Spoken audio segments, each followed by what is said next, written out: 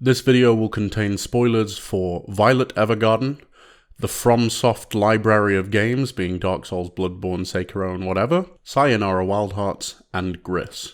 This video will also contain discussions around suicide. Please click away if now is not the time.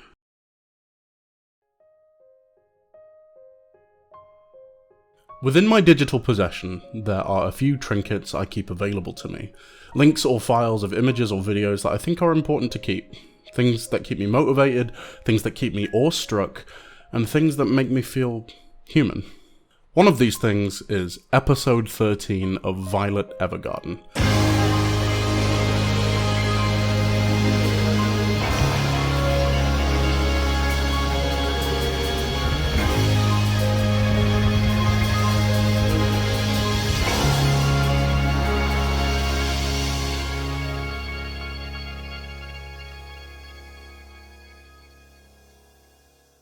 This is the final episode of the series, so to give an extremely condensed version of the story, the main character, Violet Evergarden, is a war veteran who spends the majority of the series acclimatizing to her new line of work after the war has ended. And moreover, a lot of the series deals with their grief after losing the one they loved most during the same war. I go back to the final episode because in it, Violet writes a letter to her lost loved one, never truly expecting it to be read, but moreover, putting into words what was so difficult to say out loud. 4 episodes earlier, Violet had attempted to end their own life. A combination of grief and the struggle of readjusting had just welled up in one moment of weakness. Luckily they'd failed their attempt, and after penning their letter 4 episodes later, the letter concludes with the following: "I shall live, and live some more, though there's no telling what life might have in store, and if I ever see you again, I want you to know that, even if just a little, I now know the meaning of the phrase, 'I love you.'"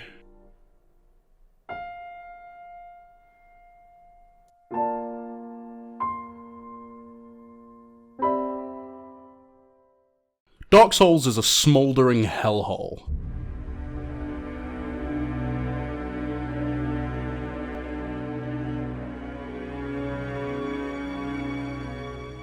Nothing dies, and everyone is suffering. Every single game, and this includes Bloodborne, Sekiro, and to a slightly lesser extent Elden Ring, every single game plants you in a world in its most dire circumstances.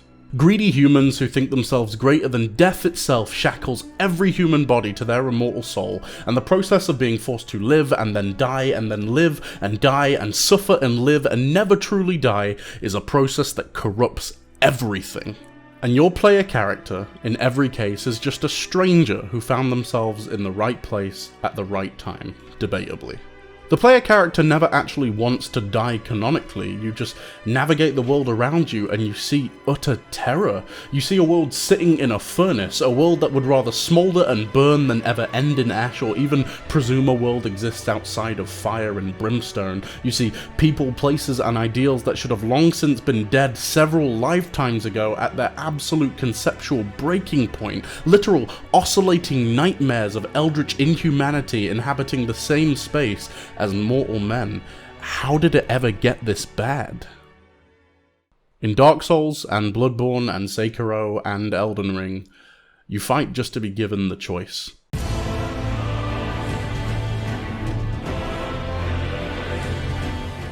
After peeling off the face of the world and seeing just how deep the boiling blood runs, in the end of most games you are given the following options. You either prolong the way things are for just a little longer, or you defy things in swift, shattering protest.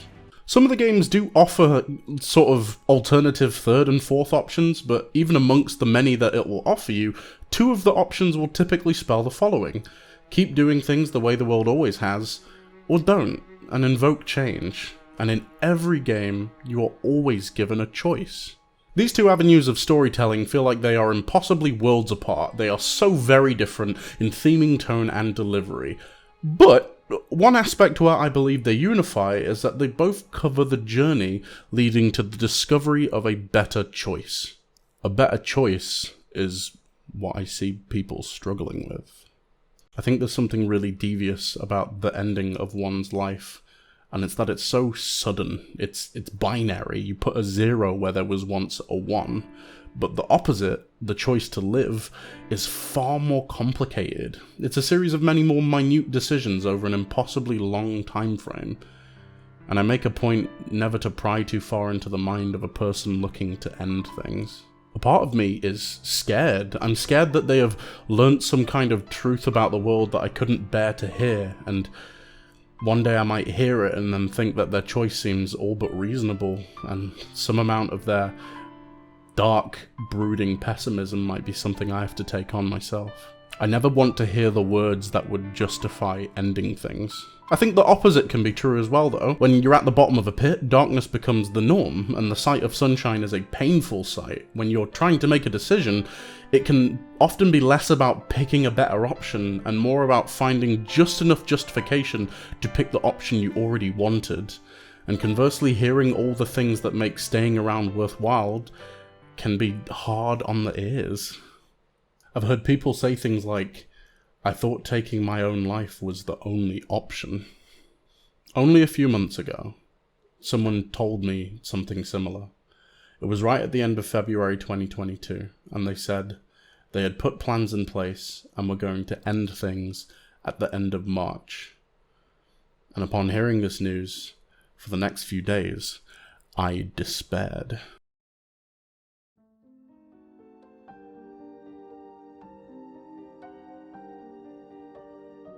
Grief is an emotion you experience after losing something, and when my friend told me this, they spoke with such certainty that I really felt like I had already lost them. There are 2 video games I have played that deal with grief. Those are Gris and Sayonara Wild Hearts. Gris is about bereavement grief, and Sayonara Wild Hearts is about relationship grief. Both games feature a feminine protagonist making their way through artistic colorscapes, with both of their journeys being allegories for the steps they take to make peace with their own feelings. This is ostensibly therapy without the therapist. And before I go into detail, I just want to state, 1, there's going to be some gameplay spoilers, of course, but 2, these games are very artsy and metaphorical and can be read multiple ways. What I'm about to explain is just my reading on them, lightly mixed in with some online opinions, so when you go to play the games yourself, you might get a different take. That being said,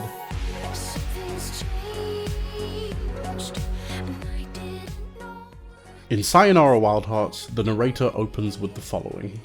They explain that a heroine was crafted from the shards of a broken heart in order to reclaim harmony from the vile hearts that stole it. And then we see the player character whisked away into a metaphysical dreamland where they are guided from locale to confront and conquer each vile heart. The locations in-game are named things like Bittersweet Starway, Hate Hell Valley, Heartbreak Subspace, and the Love Dead City. It's a bit on the nose, but these naming conventions reveal the nature of what the player character is actually navigating through. They're working through the feelings of their own heartbreak. In the beginning of the game, all the enemies operate with this extreme confidence. They almost seem flirtatious, self-assured, and unbothered by your presence. They're personified to be partygoers and vice enjoyers. They don't provide any dialogue, but even in combat segments, you are more dancing with the enemies than you are engaging them. These vile hearts, as they're labelled, feel less like enemies and more like playful devils on your shoulder. Every single boss level ends with you overpowering the vile hearts and taking the harmony directly from their shattered remains. In the bulk of the game, you destroy these metaphysical representations of your feelings.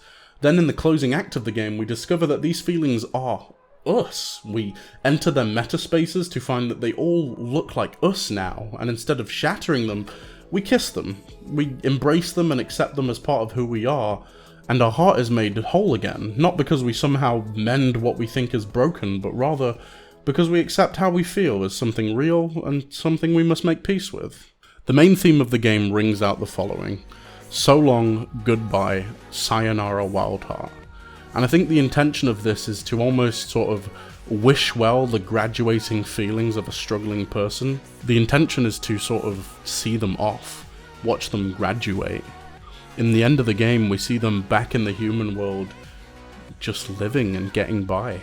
And you're left with this subtle feeling that everything is gonna be okay.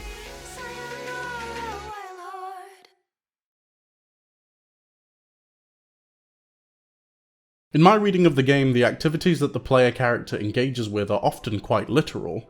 When they fight with the first boss, the Dancing Devils, I imagine that in the real world, the player character is dancing and partying as an avenue of escapism from their pain. When they fight Hermit 64 and are transported into a digital cyberspace, I imagine that they are literally just playing some video games to take them away from it all. What I'm seeing here is that to feel better about your circumstances, two things need to happen. Some living needs to take place, and some acceptance needs to take place. Not acceptance of your circumstances, but acceptance of how you feel about it all.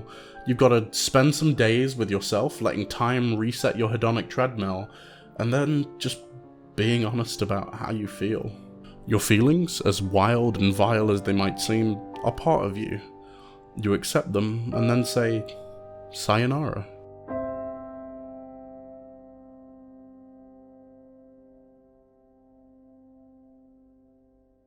Gris takes a slightly different approach.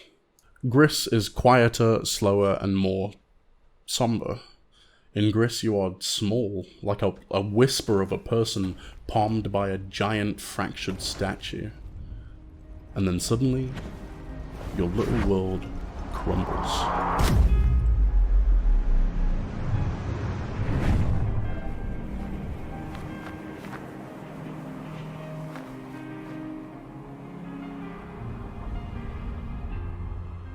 Without warning, you are plunged into a world of colourless ruin. You explore this moment suspended in monochrome decay, and you run into the remains of the world you once knew. And the sight of this catalyzes something within you.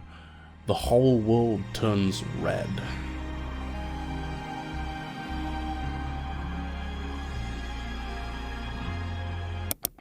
Let me pull away the artistic curtain for a moment. The game Gris is a simple puzzle platformer in which the 5 stages of grief are represented in colours that you return to the world after swimming with one colour for a while and then circling back to the cause of it all. Denial portrays an empty, colourless time capsule. Anger is a scorching, windswept desert of red. There's bargaining green and depression blue, and then finally, acceptance is where all colours clash to reveal the honest, fractured beauty of it all. And then after all is said and done, Gris ascends. They move away from the great statue, the focal point of all of their emotions, and presumably, they just move on. So what does any of this have to do with the choice to end one's own life? I think it's actually more of the opposite. I think it has to do with the choice to live, the ability to make peace with the pain that the world has in store for you, and the kind of processes you would be required to undergo to reach some level of comfort in all of that. But unfortunately, the problem is more real than that, and speaking like this isn't massively helpful. My friend who I spoke about earlier made an attempt on their own life in early April. We were in near daily contact for almost the whole month leading up to this, and luckily they survived, but in the end I couldn't stop them. Nothing I had to offer was enough to make them want to stay. Let me be extremely clear. People do not prevent each other's suicide. Suicidal people prevent their own suicide, and knowing the difference is crucial to keeping a level head. There are absolutely ways that you can contribute to giving people an easier time. Simply being patient, available, and alert to the factors you can control is hugely important. But the point of this video is less about offering people tangible, mechanical advice about the prevention, and more to illustrate what the world would need to look like for living to look like a worthwhile option. The world, your world, needs to look honest and colourful.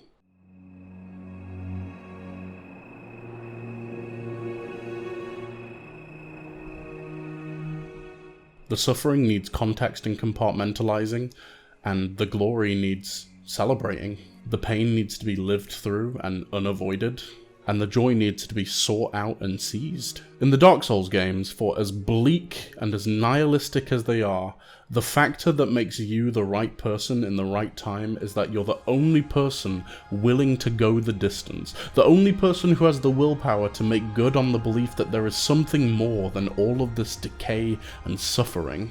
This video will not offer you a solution, merely a simple suggestion. The journey for something better to choose hinges on the belief that the option is there in the first place. It sits perfectly at the intersection of how much colour there is in your world and how much of it you are able to see. It starts with opening your eyes.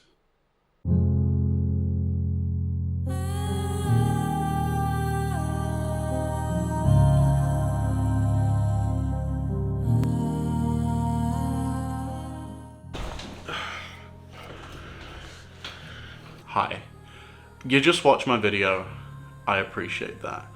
If I didn't already make it clear, the friend that I mentioned in the video is perfectly safe and we are closer than ever, and I'm doing fine. The subject matter of the video was a bit deep, but I want to reassure you guys and let you know I'm doing okay, we're doing okay. I want to thank my patrons on Patreon. These videos are few and far between, which is why I only charge you few and far between, but the continued support that you give me means the utter world to me. I hope this video did its job and reaches the people it needs to reach. Although I am incredibly slow, there is always more stuff on the way.